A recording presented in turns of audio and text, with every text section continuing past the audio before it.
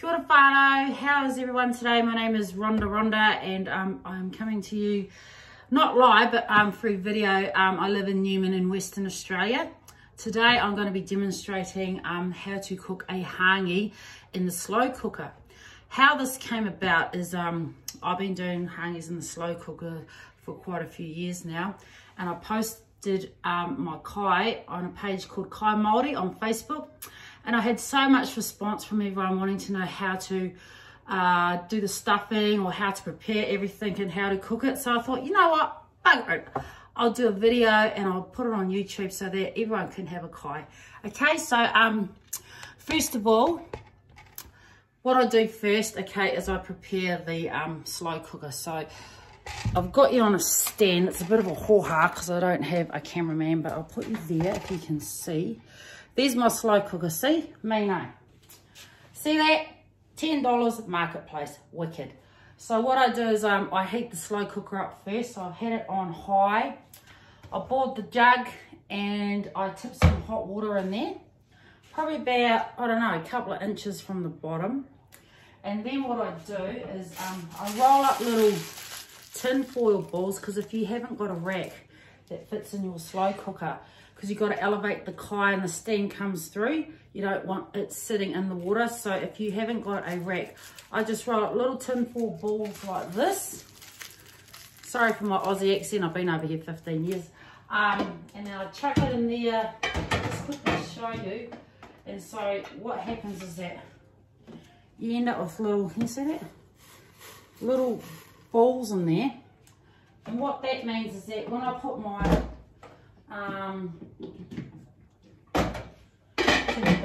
when I put my parcel of kai on top, it's going to sit on top of the balls and not be sitting in the water, so it doesn't get all soggy. So yep, so there we go. We've prepped our cooker. The next thing we're going to do is I'm going to get the meat. So me being Māori, I love my fatty food. So I've got I have chicken thighs, I got some mutton chops, and my favourite pork strips with heaps of fat.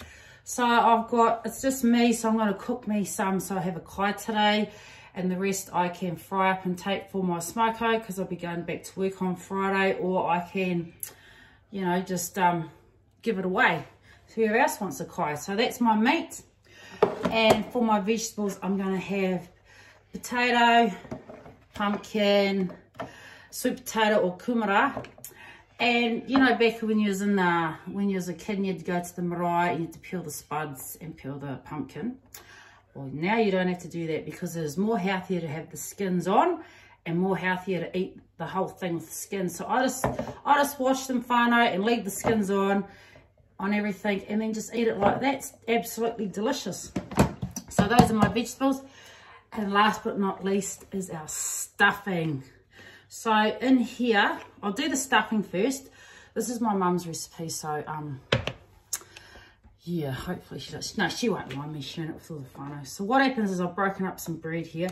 I like heaps of stuffing. So I think there might be about half a loaf of white bread there, okay? Then, because I'm old school, I never measure. The mixed herbs, and I'll just chuck a little bit and say, not too much, because if you put too much in there, it tastes yuck, you know. It's better not enough mixed herbs and too much. So I'd say put in about that much. How much was that? 2 tablespoons or 3, just so that you just see the colour of the mixed herbs. You know, you don't see heaps of it, because yeah, it just tastes too yuck. So anyway, we'll just wing it. We just got that there, okay. Then in my fry pan over here, I fried up some chopped up brown onion and garlic with heaps of butter. And because mum, back in the day, mum was poor, you know, mum and dad, the shearers. And so to make the dollar stretch, I think there's about like 1/4 pound of butter, and then I just fried it all up. She's put some water in there too, just to make it stretch. So I'll just chuck a bit of warm or hot water if you got it, just out of the tap. Chuck it in there. I'll just put about, I don't know, half a cup. So there it is there. Chuck it in with your bread.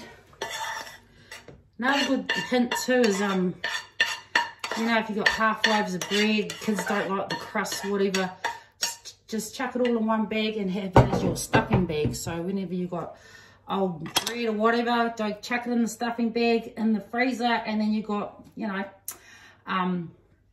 what is it, old bread to make stuffing, because new bread's not that good. You've got to have stale bread. So I'll just wash the old hands.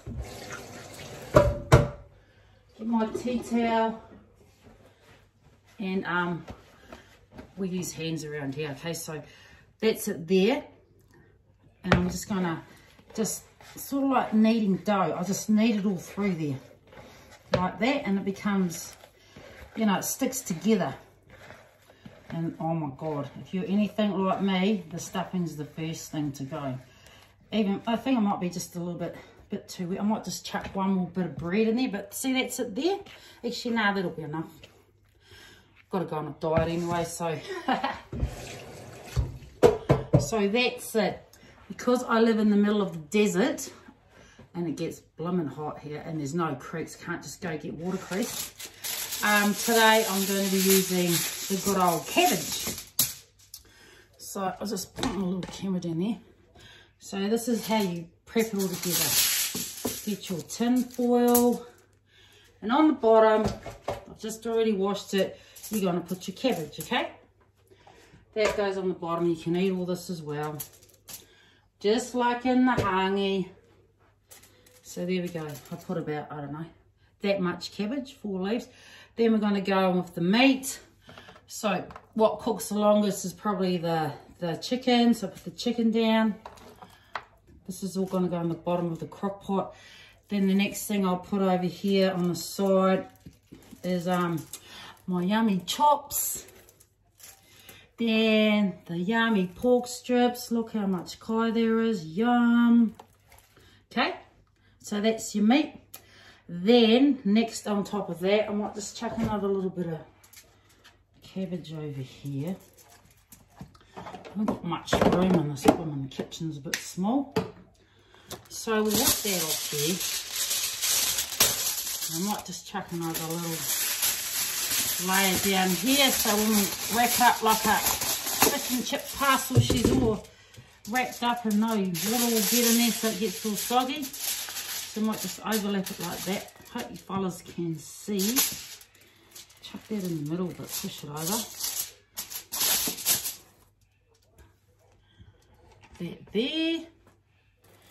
I got this fancy camera holder thing because I sell Tupperware and I do quite a few cooking demos on there too, so it's really fun. I love it. So next we're going to go on with the veg. So we just chuck the veg wherever you like. Chuck it on top of the meat, because that's the next thing that'll cook through. Like this, just making a little parcel here, like that.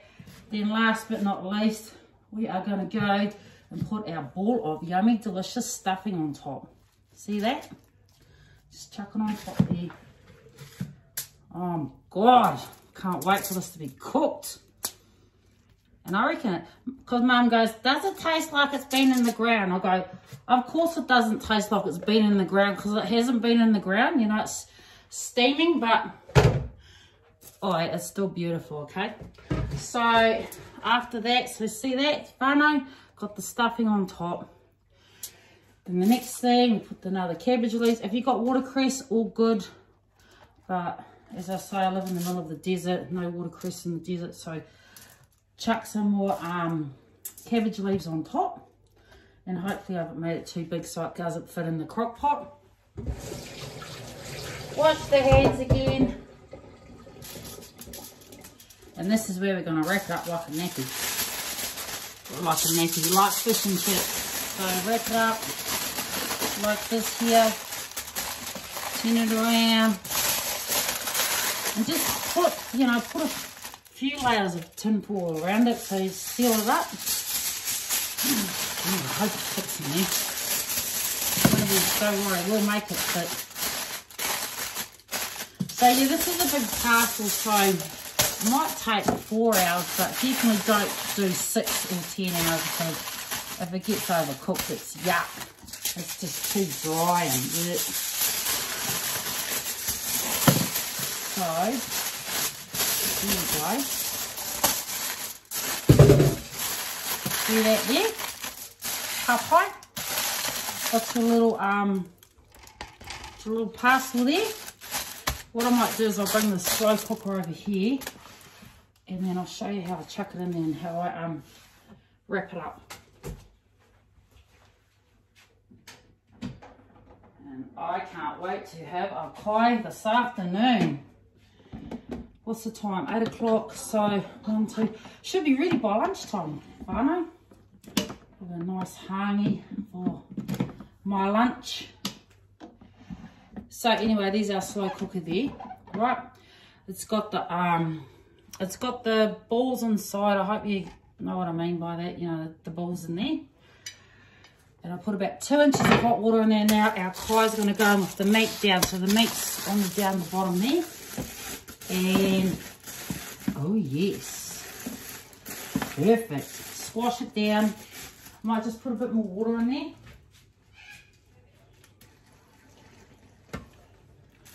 You know, it's just winging it, going by what's inside the heart there. Think, oh yeah, that looks all right there. So we have just, when I'm blooming, what's her name?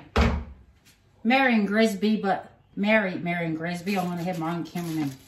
So that's it there, okay? And the next step we're going to do is I'm going to seal it. Chuck some tin foil on top and